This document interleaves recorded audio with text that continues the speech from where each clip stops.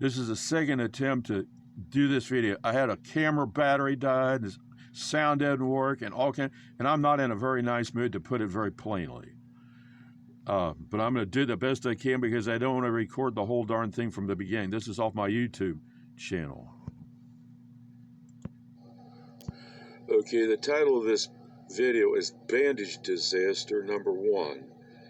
Today is Friday, December 19th, 2025.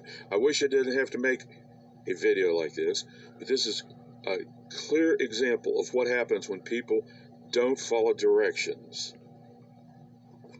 This is a related video. This is on my YouTube channel right there. Foot problem number 4, February 5th, 2023. There's the title for the video. If you look it up on my YouTube channel, Lightning Rod PBN. It's foot problem number 4. There you can see my YouTube channel right there. LIGHTNINROD PBN. Start out. It was right here. This whole problem started out with a bug bite, believe it or not, and somebody didn't determine what the actual problem was. And they kept putting this, I think it was Neosporin or something on it, and finally I showed this video to the clinic director. Had to show before they did a diagnostic test and found out it was Pseudomonas aeruginosa. You can see the whole gory thing right here. It went all the way to on the top of my foot and everything. So, you know, it's just like, you know, why is it people can't do? So why is it people are always cutting corners? I had to make this video to convince a clinic director over at the Northside Clinic that what the situation had become, because somebody did do a diagnostic test to find out what they were trying to cure. Now you can see this bandage. It was not properly wrapped, and I'll show you in a minute how I recommend it was wrapped.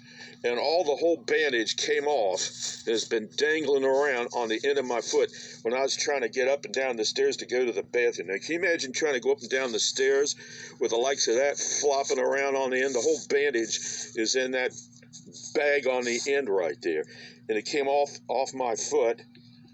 And there's where it should be. That should be down here.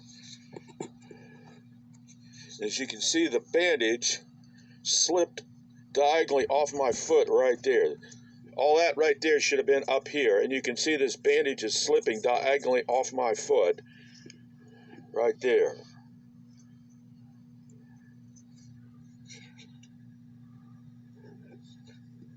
As you can clearly see, this bandage is going diagonally across the side of my foot.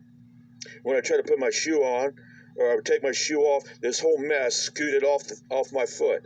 I said specifically, put a couple layers across the end to keep the dirt from coming in, and wrap the bandage sideways like that. You see, when your foot tapers down like this, it will naturally tend to hold the bandage on.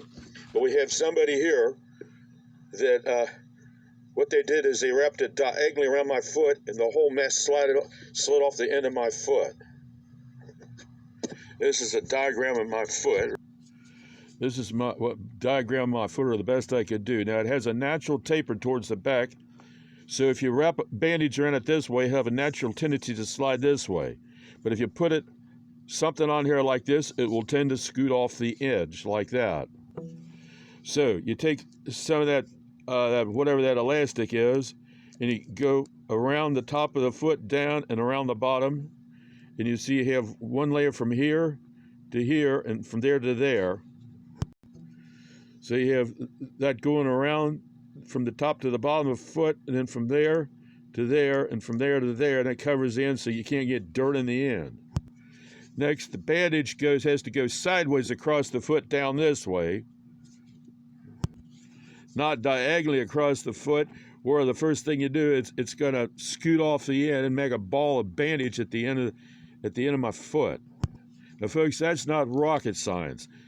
this way, it'll stay on there, and I'll give you the documentation on that. This is from over at UC Medical Center, and my doctor over there was Dr. Ruth Kim, and the technician that wrapped my foot was Gwen. I think it's GWYN or GYN or something like that. And the phone number over there is 513-475-8000. And for about a couple months, Gwen wrapped my foot, as I showed you, with a bandage going this way, and it lasted on there for a week, from Tuesday to Tuesday, and it was just as good the week later as when she wrapped it. And whatchamacallit, what's her name, she wrapped it on Wednesday the 17th, and here it is Friday, and wrapped it kind of like that, and the whole mess was coming off the end of my foot.